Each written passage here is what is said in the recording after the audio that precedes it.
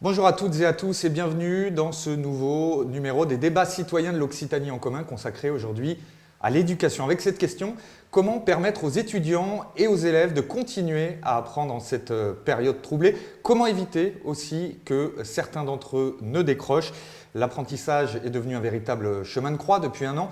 Pour beaucoup d'entre eux, nous allons donc évoquer les difficultés rencontrées, mais nous allons aussi mettre en avant des solutions. Alors c'est un numéro un petit peu spécial aujourd'hui, puisqu'en raison des restrictions liées à la situation sanitaire, nos invités seront à distance. Alors nos invités, justement, pour nous parler de ce sujet majeur en période de crise, nous accueillons ce soir Stéphane Rossignol, bonjour. Bonjour. Vous êtes psychologue de l'orientation, vous accueillez notamment beaucoup de lycéens et d'étudiants. Nous évoquerons avec vous les principaux problèmes que rencontrent les jeunes depuis un an. Lilia Benkefala, bonjour. Bonjour. Bonjour, vous êtes étudiante en première année de médecine à Montpellier, c'est bien ça? Oui, c'est exact. Bienvenue. Et puis Samuel Avenin, vous êtes lycéen au lycée Joffre à Montpellier. Vous allez passer le bac français cette année. On verra un peu comment cela se prépare en période de Covid. Et puis bienvenue à vous trois. Et puis Nathalie Lavalmadère, bonjour. Bonjour. Vous êtes élue régionale, mais vous enseignez également le droit à Toulouse. Vous avez donc en quelque sorte une double casquette. Nous allons parler des mesures que la région a mises en place dès le début de cette crise. Et puis vous nous livrerez un petit peu aussi votre expérience d'enseignante. Mais avant de commencer, comme toujours, je vous propose de regarder cette petite infographie qui donne quelques éléments de contexte, et notamment sur l'aide apportée par la région depuis le début de cette crise. Alors on y voit que 60 000 ordinateurs ont été distribués gratuitement aux lycéens depuis 2020, 5 000 pour les étudiants ainsi que 3 000 clés 4G pour protéger ces jeunes. 3,7 millions de masques ont été distribués dans les lycées. Des machines de dépistage ont également été fournies. Enfin, la région a mobilisé 3 millions d'euros pour l'achat d'équipements pédagogiques numériques. Nathalie Madère, déjà une première question. La région a souhaité se mobiliser dès le début de cette crise.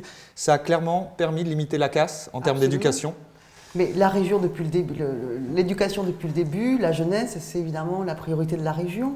Ce n'est pas de la politique de la salive, hein. On vient de le voir avec ces quelques chiffres. C'est des actions pour que, évidemment, l'enseignement se fasse dans de bonnes conditions de sécurité et de sérénité pour nos jeunes, qu'ils habitent à Céret, Massat, Montpellier ou Toulouse. Ce n'est pas de la dépense publique, c'est de l'investissement pour l'avenir. Alors, vous êtes élu, vous travaillez beaucoup sur les questions d'éducation, mais on l'a dit, vous êtes également enseignante à l'université. Est-ce que vous pouvez nous dire comment vous assurez cette continuité pédagogique, vous, avec vos étudiants ? Alors déjà, ce qu'il faut dire, c'est que l'université a été la grande oubliée du déconfinement, hein, avec carrément les boîtes de nuit.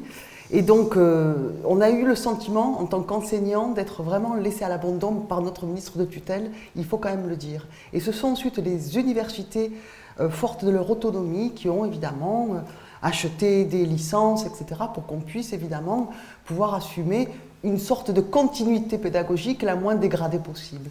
Et donc, les cours se sont essentiellement passés en visio. Voilà. Et donc, j'ai fait des cours, les cours que je fais en principe dans des grands amphis de 200 ou 300. En visio. En visio, je les ai fait en visio.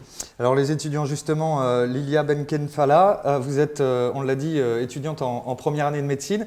On sait combien cette première année est compliquée. Concrètement, comment ça se passe les cours pour vous ? C'est très compliqué. On a environ 4 heures de vidéo par jour, enfin du lundi au vendredi. Donc ça se fait en distanciel. On a quelques TD en présentiel, heureusement. Mais ouais, c'est très compliqué de rester concentré, de ne pas sortir de chez soi, quoi. On n'apprend pas pareil derrière un écran, hein ? Ah non, clairement pas. Même, je sais pas comment expliquer, mais comment dire, rester concentré derrière un écran, c'est beaucoup plus compliqué qu'en vrai. Et puis, voilà. Vous avez eu quelques cours en présentiel, vous l'avez dit ? Pas des cours, mais des TD, oui. Enfin, Et vous avez passé un premier partiel, je crois, hein ? Oui, en présentiel. En présentiel ? Bon, ça s'est passé comment ? C'était pas top. Bon. pas génial, mais la continuité pédagogique dont on parlait a clairement été assurée pour vous ? ben, je sais pas, enfin, c'est un peu difficile de répondre parce que les profs n'étaient pas extrêmement présents, mais ils étaient quand même là, ils répondaient à quelques mails, mais c'est vrai qu'ils ont des demandes énormes vu qu'on est beaucoup. Et ça devait être compliqué d'assurer ça, en tout cas individuellement, mais voilà. Personnellement, vous la vivez comment cette période? C'est un peu compliqué, c'est vrai que c'est difficile de s'accrocher, mais j'essaie de faire de mon mieux et puis on verra. Question simple, mais comment on fait pour pas décrocher? Ça nécessite beaucoup d'efforts en plus? Oui, il faut donner beaucoup de soi-même, il faut se mettre des limites, des horaires, se faire des plannings et vraiment garder en tête notre objectif. Il faut s'accrocher, quoi. Oui. Vous restez optimiste quand même? Ouais, j'essaye, mais c'est un peu compliqué, hein. Il y a des passes plus dures que d'autres. Ouais, ouais. Et vous le voyez comment l'avenir, hein? Ouais. Je sais pas trop, Un peu compliqué. Ouais, un peu compliqué. Bon. Samuel Avenin, même question. Vous, c'est le bac français que vous allez passer à la fin de l'année. Déjà, comment ça se passe concrètement pour vous?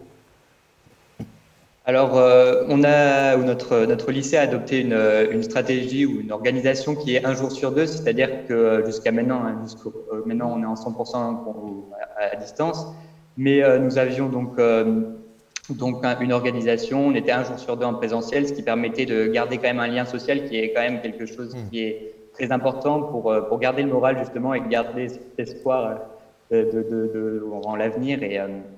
Et donc oui, c'était une solution qui était plutôt appréciée par les élèves. Comment vous avez été aidé depuis un an?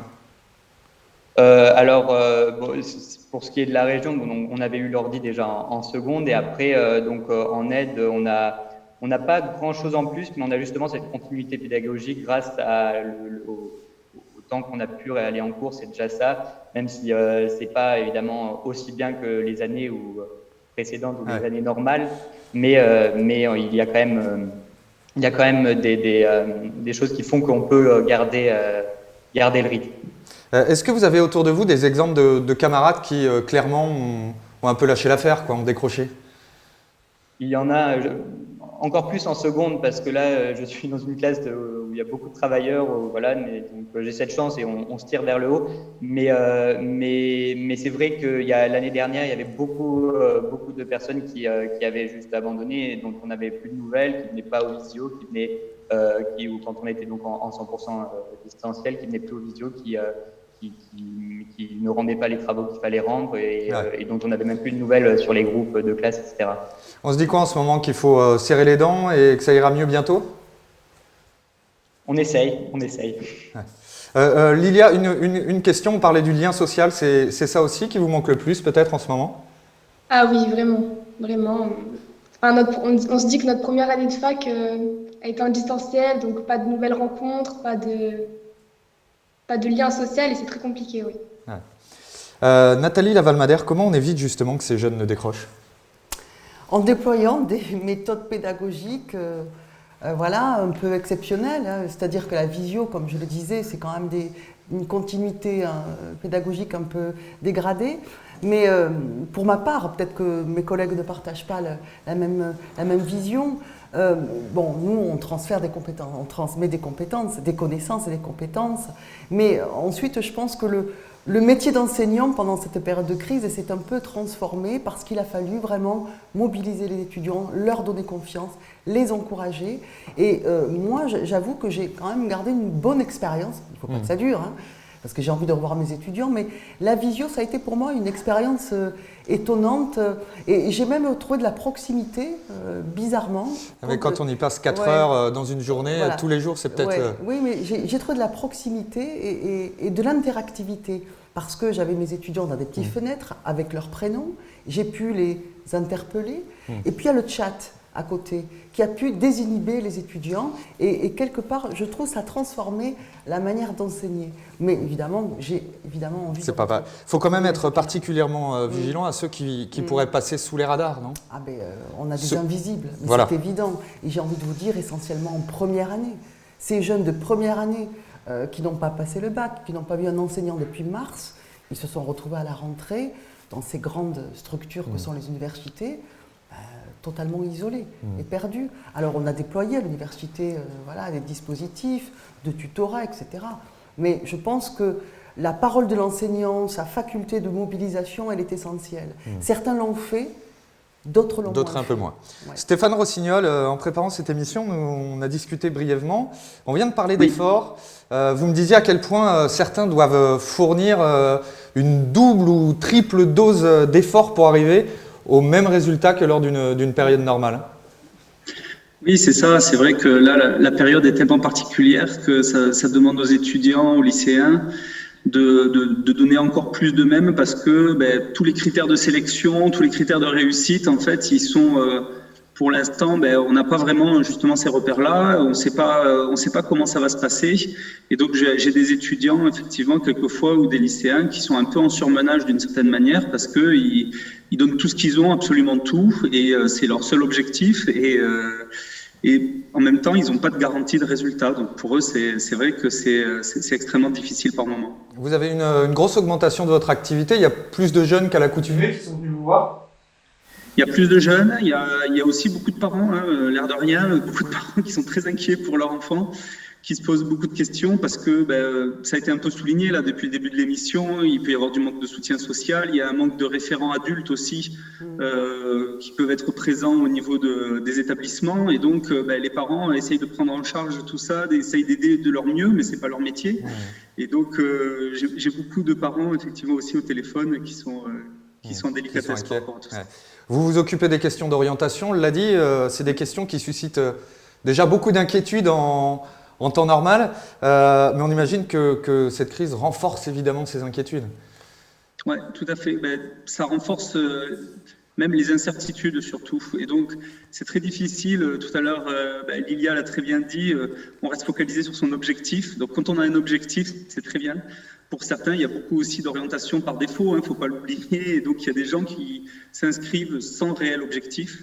Et donc, pour eux, c'est là que c'est beaucoup plus dur de construire un projet pertinent et de s'investir à l'intérieur quand on ne sait pas vers quoi on va réellement.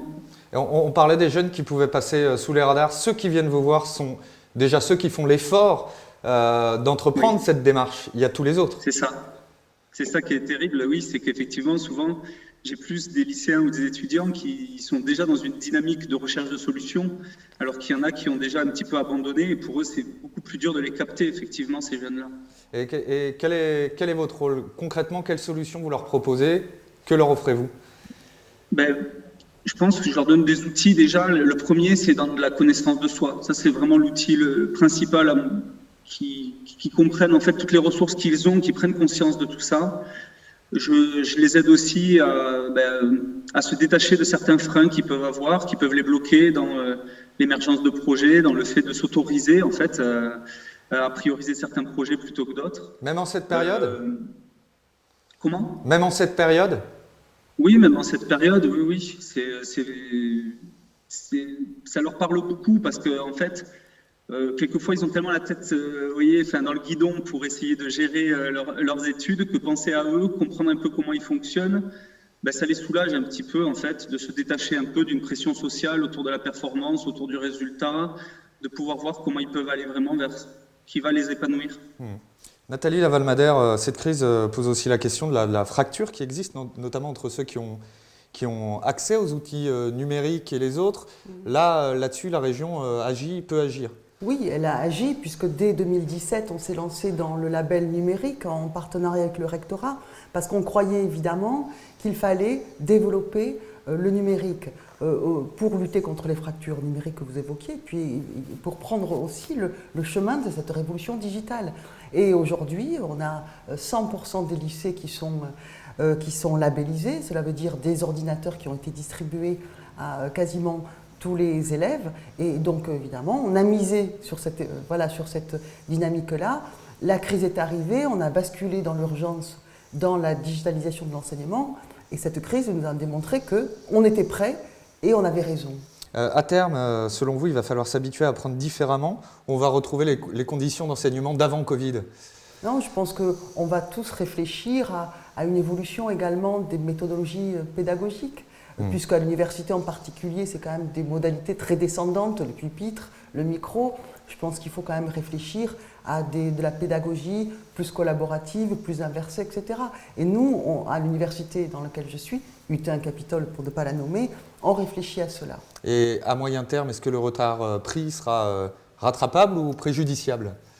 Je n'en sais rien. Sincèrement, je n'en sais rien. Bon, le mot de la fin, il faut tenir bon, rester optimiste. Il faut rester optimiste. Moi, je ne supporte pas ce discours décliniste et anxiogène de la génération sacrifiée.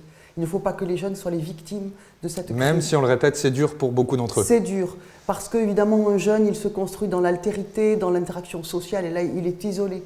Et donc, en termes d'émancipation, d'autonomie, c'est très compliqué. Mais l'orage va passer, et la région est là. La région est là, évidemment, pour nos 270 000 étudiants, de nos 250 ou 260 000 lycéens, la région est là. Elle donne les moyens pour, évidemment, une sérénité dans l'apprentissage. Eh bien, merci beaucoup. C'est ainsi que s'achève ce live. Merci à nos 3 invités d'y avoir participé. Et bon courage à vous, à ceux qui passent des examens notamment. Merci également à vous, Nathalie Laval-Madère. On se retrouve jeudi prochain pour un nouveau live. D'ici là, prenez soin de vous. Excellente soirée à tous.